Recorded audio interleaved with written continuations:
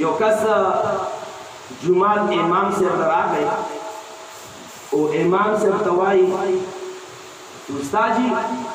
نن نه بعد خو زه جمعات له نشم راتلی ولې بس زړه یې پښتانه نشي زړه یې خولې ته راغلی و ولې خیر شه یاره جي بس غوسه راځي یا به د خپل سر په خلکو ماتوم یا به د خلکو سرونه ماتوم ولې څه تکلیف دی تا ته یاره استاد جي خبره دا ده جومات ته راشو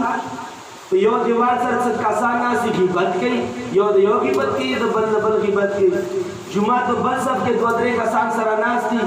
د دکاندارۍ او د کاروبار خبرې کوي دغه باندې دومره پیسې د باندې دومره پیسې هغه بل چې کله بل صف وګورو بل صف کې کسان ناستي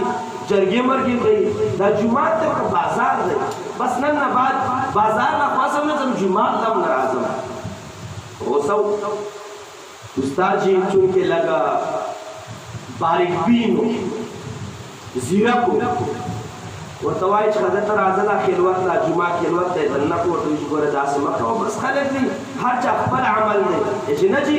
والله که قدم راتېر کړم چې دا خلک داسې وي استاد وایي چې ښځه دا چل وکړه د ګیلاس ورته اوبو نه ډک کړو چې دا یو کار وکړه بیا راشه جي وایي ګیلاس ورته فل اوبو نه ډک کړو او جومات کې په دا ټول کنجونو کې په ګوټونو کې تاو راتاو کا خیال کوه چې یو څاڅ کې بم درنه چېرته په جومات کې کوی نشي بدا صاحب روان دی ګیلاس یې نیولی توجه په ګیلاس باندې ده چې رانه توی نشي تاو راتاو شو ټول جومات کې واپس راغی ورته ویې جي اوس وایه استاد جي چې جومات کې څو کسان ناست وو والا جي استاد جي ما خو اوبو ته توجه وه ما خو هغوی ته توجه نه وه تا څه صحیح کولی جي ما ته کسانو پته نه لګي نو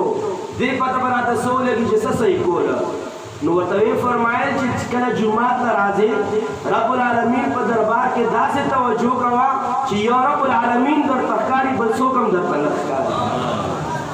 په داسې محافلو کې د رب العالمین سره د رشتې او د تعلق د توجه جوړېږي د نبی پاک مبارک صلی الله علیه وسلم مبارک سره د مینې محبت رشته جوړېږي خو کله چې کله داسې محافل